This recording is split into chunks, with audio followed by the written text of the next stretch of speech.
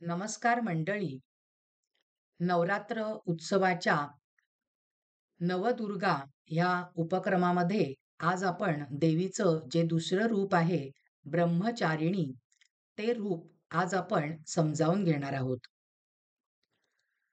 मंडळी, हा जो आपण नवरात्र उत्सव साजरा करतो आहोत, वेगवेगळ्या देवींचं पूजन आपण करतो, त्यांना शक्तीचं प्रतीक मानलं जातं. आणि आपल्या भारतभर अशी खूप शक्तिपीठं आहेत देवीची बरं का. ह्या प्रमुख शक्तिपीठांपैकी 3.5 शक्तिपीठं आपल्या महाराष्ट्रातच आहेत. आपली तुळजापूरची भवानी माता एक पूर्ण पीठ मानलं जातं. कोल्हापूरची अंबाबाई एक पूर्ण पीठ मानलं जातं. माहूरगडची रेणुका देवी एक पूर्ण पीठ मानलं जातं. आणि वणीची जी सप्तशृंगी माता आहे तिला अर्धपीठ असं मानलं जातं मंडळी. या सर्व ठिकाणी नवरात्र उत्सव अगदी वैशिष्ट्यपूर्ण पद्धतीने साजरा केला जातो. या सर्व ठिकाणी या काळामध्ये देवीची यात्रा भरते बरं का. मंडळी, या नवरात्र उत्सवामधला अजून एक विशेष सांगायचा म्हणजे नवरात्राच्या काळात जोगवा मागण्याची पद्धत आहे. जोगवा म्हणजे काय? जोगवा म्हणजे देवीच्या नावाने इतरांच्या घरी जाऊन कोरड्या धान्याची भिक्षा मागायची बरं का. आणि मिळालेल्या धान्याचा स्वयंपाक करायचा आणि ते भोजन करायचं असतं. कशासाठी मागितला जातो जोगवा? जोगवा अशासाठी मागितला जातो, की आपल्यामधला जो गर्व आहे, विनाकारण निर्माण झालेला अभिमान आहे, आपल्यामधला जो तोरा आहे, तो नष्ट करण्यासाठी जोगवा मागितला जातो. जोगव्याची गाणी सुद्धा म्हटली जातात बरं का.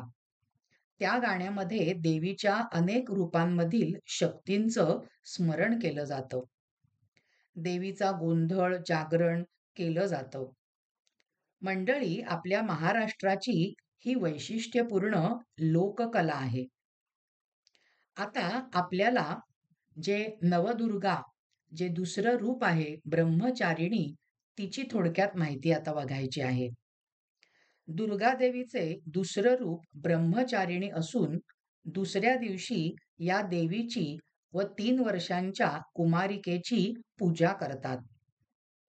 ब्रह्मचारिणी यातील ब्रह्म म्हणजे तप असा अर्थ इथे अभिप्रेत आहे. त्याच्यामुळे ब्रह्मचारिणी म्हणजे तप करणारी, तपस्या करणारी असा अर्थ होतो. मंडळी, या देवीचे रूप अतिशय देखणे आहे. हिने पांढरे वस्त्र नेसलेले असून हिच्या उजव्या हातात जपमाळ आहे, तर डाव्या हातात कमंडलू आहे. तुम्हाला या स्लाइडच्या चित्रामध्ये सुद्धा देवीचं हे देखणं रूप दिसतंय बघा. या देवीने शंकर पती मिळावा म्हणून अत्यंत कठोर तप केले.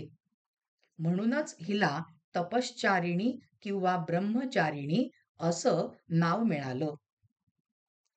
श्रोते हो, या देवीने आधी सुरुवातीला कंदमुळं खाऊन आणि पुढे फक्त बेलाची पानं खाऊन घोर तपश्चर्या केली. पुढे तर पानं खाणं सुद्धा तिने बंद केलं. म्हणून तिला अपर्णा असं सुद्धा म्हणू लागले. ब्रह्मचारिणी या देवीच्या उपासनेमुळे भक्तांना तप, त्याग, वैराग्य, सदाचार हे गुण लाभतात. मंडळी, ही देवी मंगळ ग्रहाशी निगडीत आहे बरं का. मंगळाचे दोष जाण्यासाठी हिची उपासना करावी असं सांगितलं जातं. तर मंडळी, आत्ता आपण थोडक्यात ब्रह्मचारिणी ह्या देवीची माहिती समजावून घेतली. आपला हा भाग इथेच संपलेला आहे. तुम्हाला जर का हा भाग आवडला असेल, तर ह्या भागाला लाईक करा, ह्या भागाला शेअर करा आणि अश्विनी साठे नावाचं जे यूट्यूब चॅनल आहे, त्याला सबस्क्राईब केलं नसेल, तर लगेचच सबस्क्राईब करा. म्हणजे येणाऱ्या प्रत्येक भागाचं नोटिफिकेशन तुम्हाला लगेचच मिळत जाईल. आणि आता देवीचा जागर करून आपण सर्वांनी एकमुखाने म्हणूया, जगदंब उदयोस्तु, जगदंब उदयोस्तु. धन्यवाद मंडळी.